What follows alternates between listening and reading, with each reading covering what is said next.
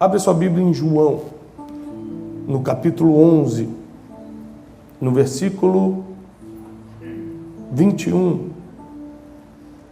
Existem muitas coisas que acontecem na nossa vida, eu não sei na sua, mas na vida da maioria das pessoas, porque eu sou um pesquisador do ser humano. Eu vivo de pesquisar o ser humano. Para escrever os livros que eu escrevo, para fazer as conferências, os seminários que a gente faz, eu preciso entender do ser humano. E estudando o ser humano a fundo, eu descobri que o ser humano ele vai morrendo aos poucos. A morte física é só o que mais aparenta. É impossível dizer que não morreu depois que está no caixão. Mas existem várias mortes que acontecem no ser humano até a morte física chegar. Existem pessoas que estão exatamente aqui nesse momento e estão mortas completamente emocionalmente. Emoção não tem a ver com outras pessoas, emoção tem a ver com você. Sentimento tem a ver com outras pessoas. Existem pessoas que estão mortas sentimentalmente, porque foram abandonadas no altar, porque depois de casar o marido fez 2 filhos, foi embora e abandonou. Sentimentalmente porque nunca se sentiram amadas por alguém, porque o pai rejeitou quando era pequeno. Tem gente que teve problemas sérios com a mãe, nunca se sentiu aceita. Então o problema é sentimental. O problema emocional é interno, é algo com você. É o que te leva a não se aceitar a você mesmo. É o que te leva a ter confusões mentais de não entender o mundo. Eu não sei porque o mundo é assim. Você se sente o mais injustiçado, o mais pobre, o mais colocado de lado do mundo. Isso te leva aos problemas emocionais. A morte emocional te leva para a depressão te leva para o suicídio. E hoje, antigamente, a gente achava que era bobeira, né? A gente fazia depressão, doença de rico, nunca tive isso. E hoje em dia você vê que não importa classe social, religião, fervoroso em Deus, ou se está no mundo, está sujeito à depressão. Por quê? O mundo mudou, tudo começou a ficar altamente competitivo, veio as redes sociais e começou a fazer você olhar para a vida dos outros como você nunca olhou antes. Aí você fala, poxa, o fulano está comendo camarão, eu estou comendo ovo, poxa, ele comprou aquele carro, não tem, ele já tirou o documento, eu não tirei, e não sei o que. Quando você vê, você está entrando em depressão, ou tendo ataques de pânico, ou tendo crises de ansiedade, perdendo o sono por causa da vida dos outros. E você começa a viver um processo de morte emocional. Quando eu reúno com os pastores e Deus me dá a oportunidade de ir a conferências ou algum treinamento relativo a pastores, eu sempre falo, nunca compare sua igreja com nenhuma outra. O que Deus deu para cada líder é só para você. Ontem a gente estava lá na nossa mentoria, eu falei para o pastor Carlos, é lá de Parauapebas. Uma igreja pintada de preto dá muito conforto mental para quem não entende. Para quem acha que é moda, não tem nada a ver com moda. É que quando você pinta a igreja de preto e coloca uma luz só aqui em cima, você aumenta em 86% o seu conforto mental. Se aqui tivesse uma cruz amarela, uma pomba aqui branca voando, umas flores amarelas, eu pregando todo de xadrez, sem você perceber, inconscientemente a sua mente vai cansando, 20 minutos que eu estou falando, você fala, nossa, que igreja chata. Mas não é que a igreja é chata, é porque tem muita informação cerebral, você não aguenta, o cérebro não aguenta. Então, quando a gente descobriu isso, a gente começou, as igrejas começaram a criar um conforto mental para o ser humano, não só um conforto físico, ar-condicionado e tal, mas um conforto mental. Só que se a gente fizer isso em Parauapebas, vai dar problema, porque é no meio do Pará, não vão entender. Então, além de nós temos que entender a pessoa, a gente tem que entender a cultura em que vive essa pessoa. E quando a gente não entende isso, a gente entra de novo num processo de morte, agora de relacionamentos. O cara não quer fazer? O Misael não quer me entender? Então, já que você é muito diferente de mim, eu começo a matar o nosso relacionamento. Eu posto uma indiretinha no Facebook, tem gente se achando.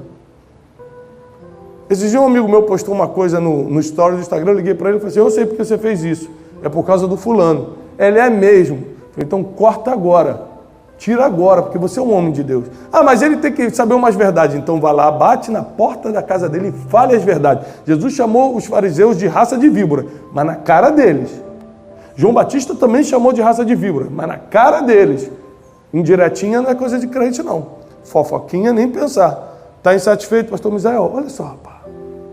Quando você faz isso, você não só cumpre a palavra, você estanca o sangramento e para de morrer naquela área. Tem gente que matou relacionamento dentro da igreja, tem gente que matou relacionamento dentro de casa, pai que já não fala com o filho que não fala com o irmão, porque não soube estancar o sangramento e o relacionamento levou à morte. E aquele relacionamento chegou até a morte. Mas também nós podemos morrer financeiramente. Muitas pessoas saíram do Brasil e migraram para os Estados Unidos para tentar sobreviver financeiramente. Chegaram aqui e viram que não era tão fácil como falavam. E hoje o dinheiro vira quase um Deus semanal para a pessoa, né? Toda semana eu preciso daquele dinheiro, eu preciso tanto, eu preciso daquela hora, eu preciso trabalhar, eu preciso de alguma coisa, porque você começou a viver um processo de morte financeira. A morte está em todas as áreas da nossa vida. Mas a pior das mortes, mais do que a emocional, mais do que a financeira, mais do que a física, morrer fisicamente, morreu. Pior é morrer espiritualmente. Todo o trabalho do inimigo, para matar tuas finanças, para matar tuas emoções, para matar a sua família, para matar seus sentimentos, tudo isso é uma grande estratégia para culminar na morte espiritual. Porque quando você se desconecta com Deus, não existe mais a palavra hope, esperança. A esperança é algo que está conectado diretamente a Deus. Existem coisas que estão conectadas a Deus. E quando você vê uma pessoa que tem essas coisas, ela é uma pessoa espiritual, por mais que ainda não seja religiosa. Gratidão está conectada a Deus. Se você vê uma pessoa que é grata, você tem a certeza que essa pessoa tem uma conexão divina. Mas ele nem vai à igreja, ainda não vai, mas Deus já está operando nele, senão ele não seria grato. A gratidão é espiritual. E tem gente dentro da igreja que é religiosa, mas não é espiritual. Por quê? Porque não é grata. Um exemplo clássico é quando alguém ajudou a gente 20, 30 anos. 20, 30 anos ajudando a gente. Abrindo porta, aconselhando, ajudando. No primeiro erro da pessoa, a gente fala assim, não aguento mais essa pessoa, agora eu vou para outro. E a gente vira as costas para alguém que nos ajudou 20 anos por causa de um erro. Um erro nos fere, mas 20 anos de ajuda não foi suficiente para curar um erro, né? O nome disso é ingratidão. A ingratidão é um dos sinais que você morreu espiritualmente. Outra coisa é nunca servir aos menores que você. Menores que eu estou falando não é de eu sou superior. Menores é no sentido de que essa pessoa nunca vai poder retribuir o que você está fazendo. E servir a Deus é servir as pessoas. Não sei se você já percebeu isso, mas não dá para servir a Deus trancado no seu quarto ou dentro da igreja. Aqui dentro você não está servindo a Deus, você está adorando a Deus. Você está reunindo em nome de Deus. Agora, quando você começa a servir as pessoas em nome de Jesus, aí você está servindo a Deus. Só que para servir as pessoas você precisa ter uma vida emocional sadia, porque as pessoas vão te ferir. De alguma forma elas vão ser ingratas ou inconvenientes contigo. E aí se você ficar ferido com elas, em vez de pregar o evangelho, você está criando mais problema na vida delas. Mas acima de tudo, servir as pessoas é você fazer algo por alguém que nunca vai poder te retribuir. Então, tem pessoas aqui que se eu fizer alguma coisa por elas, se eu pego e falo com o Anderson, eu vou te ajudar nisso, eu vou tal, e ajudo ele numa coisa que ele estava precisando muito, automaticamente o Anderson começa a pensar, o que eu vou fazer agora para retribuir ao Tiago? Na primeira oportunidade que ele tiver de me dar uma oferta, de me dar uma viagem, de me levar para algum lugar, de indicar alguma coisa boa para mim, ele vai fazer, porque ele se sente obrigado a retribuir. Então, quando eu faço algo por alguém que pode me retribuir, eu não estou servindo, eu estou negociando, ainda que inconscientemente, ainda que sem saber, é apenas um negócio. Servir é quando eu ajudo alguém que nunca vai poder me pagar, nunca vai poder me ajudar, nunca vai poder me indicar, nunca vai poder, às vezes nem dizer obrigado, porque não tem nem educação para isso. Quando eu ajudo alguém, quando eu sirvo alguém que jamais vai me retribuir, é uma prova de que eu sou um homem espiritual ou você é uma mulher espiritual. Isso é uma prova de que a morte ainda não chegou na nossa vida espiritual. Coisas como gratidão, como serviço, como esperança. Se você for ler as cartas de Mandela na prisão, se você for ler a autobiografia de Martin Luther King Jr., se você for ler a vida, o histórico de Billy Graham, todos os homens que que foram perseguidos por causa do Evangelho, ou de alguma forma foram presos por causa do amor ao povo, de querer libertar o povo de alguma coisa. Quem fez história nunca perdeu a esperança. A esperança nunca morreu. Por quê? Porque eram pessoas que de alguma forma estavam conectadas com Deus, apesar de talvez ainda algumas delas não estarem na religião evangélica. E muitas áreas da nossa vida entraram nesse processo de morte. A vida financeira, a vida emocional, a vida conjugal. Ninguém casa para ser infeliz, ninguém casa para separar, você casa porque acha que vai ver o resto da vida da pessoa e vai formar uma família, que tudo vai ser, sabe, vocês vão superar tudo juntos, e sabe que o mundo não é fácil, mas juntos a gente vai conseguir. Aí chega no 5º ano, no 7º ano, no 10º ano, você não está aguentando mais. Tem gente que não chega nem no 5º. Porque existe um processo de morte conjugal que vai gerar morte familiar, que vai fazer com que os filhos já não escutem mais os pais, que os pais se desconectem emocionalmente dos filhos. A sociedade vai sofrer por causa disso tudo. Então, qual o maior objetivo do inimigo? Ir trazendo níveis de morte para a sua vida. Ele mata primeiro os seus sonhos, porque quando ele mata seus sonhos, ele rouba teu futuro. Sonho é a capacidade de ver o futuro. Quando você fala assim, eu sonho em ser um grande empresário, aqui você está vendo o seu futuro daqui a 10 anos. Eu sonho em formar uma família, é o seu futuro daqui a 5 anos. Eu sonho em pregar o evangelho em todas as nações, eu quero ser um grande evangelista, eu quero fazer cruzadas que vão converter milhões de pessoas. Você está vendo o seu futuro daqui a 5, 10, 15 anos. Sonhar é ver o futuro, e o inimigo ele precisa matar os seus sonhos para roubar o seu futuro. Então, o inimigo veio para... Qual é a primeira coisa que ele veio? O inimigo veio para matar. Ponto número 1. Ele precisa trazer morte, senão ele não é inimigo. Depois ele veio para roubar, e depois ele vai destruir. Peraí, como é que ele vai roubar quem está morto? Porque não está falando da morte física. Ele não veio para te matar fisicamente. Ele te mata emocionalmente, para roubar os teus sonhos, para destruir a tua vida. Ele te mata na família, conjugalmente, para roubar a tua esperança e destruir teu casamento. Ele mata as tuas emoções para roubar o teu sentimento pelos outros, o teu amor pelas pessoas e destruir teus relacionamentos. O trabalho dele é triplo: matar, roubar e destruir. Ele vai fazendo isso.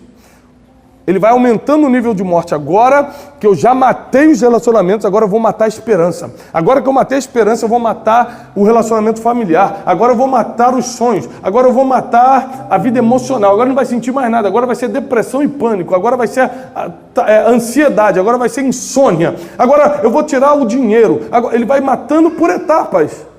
E o ser humano, ele é tão orgulhoso que ele está já morrendo em tudo e não consegue levantar a mão e pedir ajuda. Não, vai passar, ninguém pode saber, está tudo certo. Mas vem essa passagem em João capítulo 11, a partir do versículo 21, e diz: Então disse Marta a Jesus: Senhor, se tu estivesses aqui, o meu irmão não teria morrido.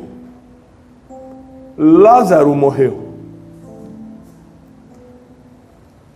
Quem era Lázaro? Lázaro não era um dos 12. Lázaro não era um dos 70 enviados. Lázaro não era um dos 500 que andavam com Jesus e presenciavam algumas coisas, como a própria ascensão e o batismo no Rio Jordão. Lázaro não era da equipe de Jesus. Lázaro não foi mencionado como um herói da fé. Lázaro era só uma coisa: ele era amigo de Jesus. E Jesus nunca ressuscitou um discípulo, mas ressuscitou um amigo. Jesus não ressuscitou João. Jesus não ressuscitou Pedro. Jesus não impediu o suicídio de Judas. Mas quando Lázaro morreu, ele chorou e foi até Betânia ver o que estava acontecendo. Chegando lá, Marta fala para ele: se você estivesse aqui, meu irmão não teria morrido. Mas agora eu sei que tudo quanto pedirdes a Deus, Deus te concederá. Quem intercede o seu pedido para Deus é Jesus. Nunca seja enganado com isso. O único intercessor entre Deus e o homem, entre o homem e Deus, chama-se Jesus de Nazaré. Ele é o único, biblicamente falando, não estou falando o que eu acho, é o que está escrito, de Gênesis e Apocalipse, o único a quem nós devemos dirigir a oração. Toda oração deve ser feita em nome de Jesus. Nós fazemos ao Pai em nome de Jesus. E Marta tem essa revelação e fala isso: olha, eu sei que tudo que você pedir ao Pai, Ele te concede.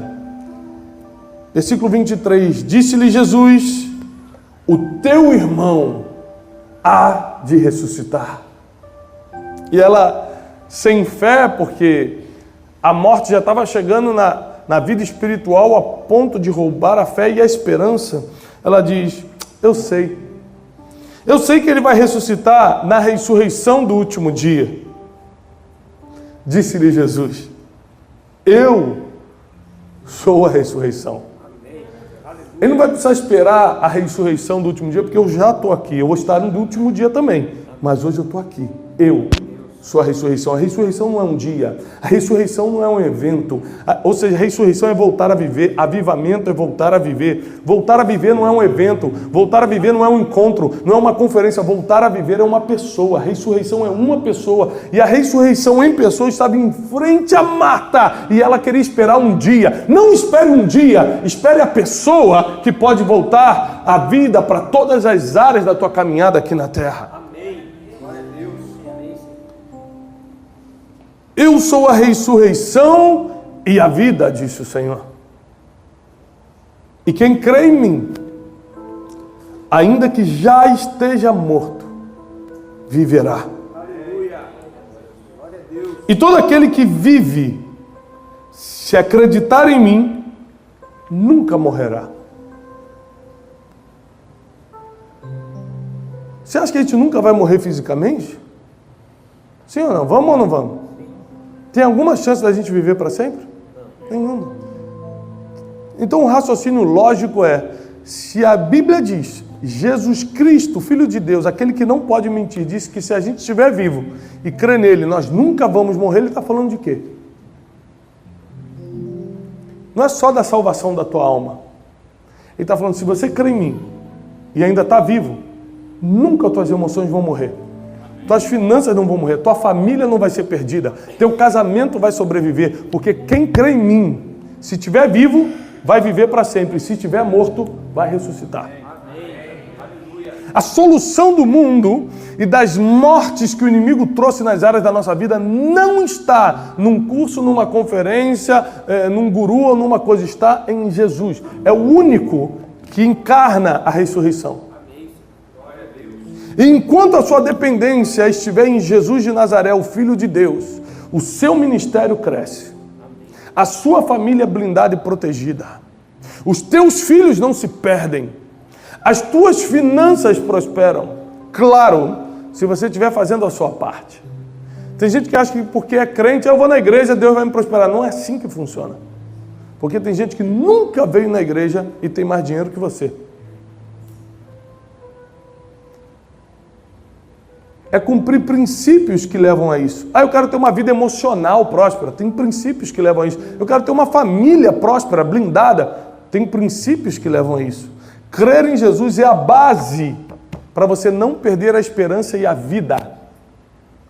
Jesus, ele te dá vida para você continuar e poder estudar os princípios e praticar. A sua vida vai ser tão próspera quanto o seu nível de envolvimento com os princípios. Pastor, qual o nível de prosperidade que Deus pode me dar? Prosperidade que eu estou falando não é dinheiro. É ter tudo que você precisa para cumprir o seu propósito na terra. Isso é prosperidade. Por que eu sou próspero? Não é porque eu tenho dinheiro? Eu não sou próspero porque moro em Orlando. Eu sou próspero porque eu tenho tudo que eu preciso para cumprir meu propósito. Tenho amigos, tenho meus filhos, minha família, minha esposa. Eu tenho mentores, conselheiros, eu tenho igreja que me ajuda, que me orienta. Eu tenho pastores à minha volta. Eu tenho tudo o que eu preciso para cumprir o meu propósito na terra. Eu sou um homem próspero.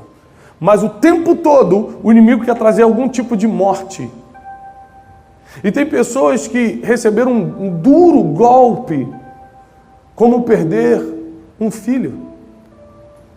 Receber uma ligação e falar: olha, seu filho infelizmente morreu. Outros receberam um golpe ainda mais difícil, ou tão difícil quanto, que é um diagnóstico final. Como um amigo nosso de 40 anos de idade acabou de receber o diagnóstico de um câncer total no estômago, e de um dia para o outro. Um dia a gente almoçou, estava tudo bem, no outro dia ele já estava inchado, careca, todo arrebentado no hospital. Eu falei: como pode, de um dia para o outro? Ninguém sabe a hora que essa ligação chega. Ninguém sabe a hora que a dor bate na porta. Ninguém sabe a hora que vão ligar e falar: Jesus, vem para cá porque Lázaro morreu. Ninguém sabe a hora que as más notícias chegam na nossa vida, mas de uma coisa eu sei: junto com a má notícia vem a ressurreição em pessoa. Amém. Junto com a má notícia sempre está por perto aquele que volta a viver as coisas. Amém, Senhor. Uma notícia da perda de um filho deve ser algo devastador. A notícia de um diagnóstico rouba a tua esperança. A notícia de que o marido foi embora e você nem esperava por isso e agora tem os filhos para criar sozinha deve ser algo muito complicado. Mas Deus nos trouxe aqui nessa manhã para te falar que não importa o que está morrendo na sua vida, você vai voltar a viver. Ele vai trazer esse avivamento, ou seja, a vida vai voltar novamente para dentro da tua casa, para as tuas finanças, para as tuas emoções, para os teus sentimentos, para o teu ministério. Você antigamente estava apaixonado pela palavra, você queria fazer algo para Deus, aí veio para cá, começou a trabalhar e Deus virou a última posição. Servir a Deus não é vir à igreja, servir a Deus é fazer algo por Ele lá fora. Às vezes Deus te chamou para ser um pregador, uma pregadora, um missionário. Deus te chamou para fazer algo e hoje você está morto ministerialmente. Deus me trouxe aqui para te dizer que Ele vai fazer voltar o teu ministério viver. Ele vai fazer voltar a tua vida espiritual viver. Você não vai morrer aqui. Nenhuma área da tua vida vai morrer aqui. Amém. Na terra da diversão, a capital do prazer e da diversão, da alegria, Orlando, existem pessoas que estão morrendo e se suicidando. Vivendo sem prazer na terra do prazer, vivendo triste na terra da diversão. Nós não precisamos morar na Disney para ser feliz, a gente precisa de Jesus Cristo para nos dar vida. Amém. Glória a Deus. E Ele fala: quem está em mim, quem crê em mim, ainda que você esteja morto emocionalmente hoje, ainda que a má notícia já tenha chegado, se está morto, eu sou a ressurreição e eu faço viver. Eu faço viver. O médico não faz viver. O psicólogo não faz viver. Tudo isso dá morfina, que você fica por uma hora sentindo menos dor. A bebida não te faz viver. Muita gente julga uns bêbados, mas não sabe que eles bebem para esquecer alguma coisa. Eles não bebem porque querem desgraçar a vida dos filhos dos outros. Eles bebem porque querem fugir de alguma coisa, de uma realidade, de um pensamento, de uma tragédia. Alguma coisa aconteceu. O que ele não sabe é que qualquer vício, qualquer droga, qualquer bebida, vou mudar para o Japão agora, porque os Estados Unidos não prestam. Qualquer coisa desse tipo é só morfina. E morfina só dura 1 horinha, 2 horinhas e já começa a voltar a doer de novo. A solução das dores da vida está naquele que pode fazer você viver.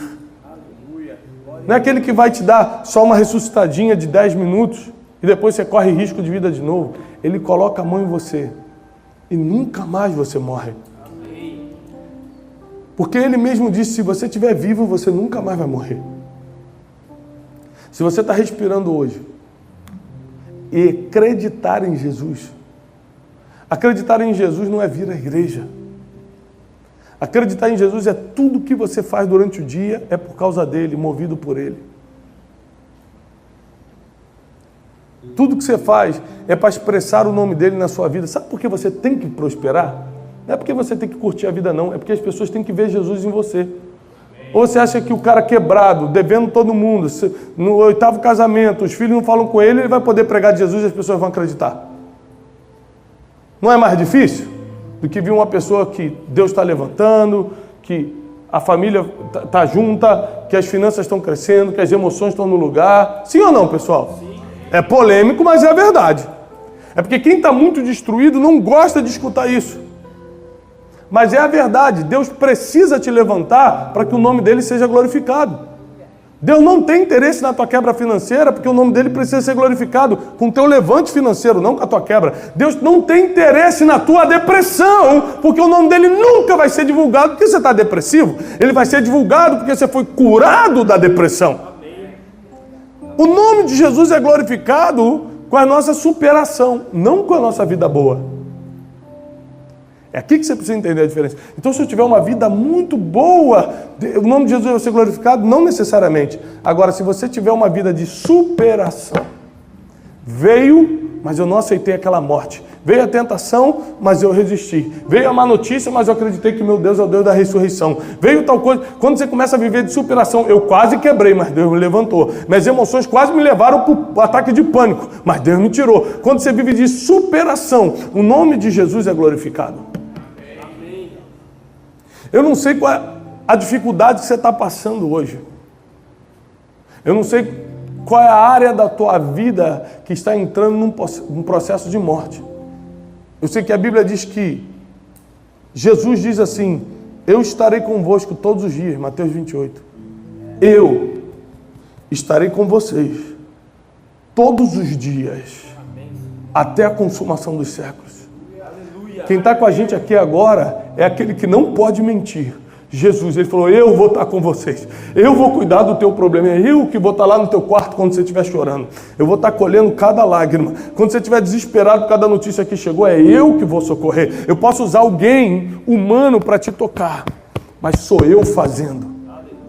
Eu posso usar alguém humano para te dar uma palavra de esperança, mas lembre-se, eu prometi estar contigo todos os dias. Muita gente prometeu coisas para você e não cumpriu. Muita gente falou que ia fazer e não fez. Mas eu não sou homem para que minta e nem filho do homem para que se arrependa. Eu falei que estarei com você e vou estar todos os dias, até a consumação dos séculos. Esse é o nosso Deus.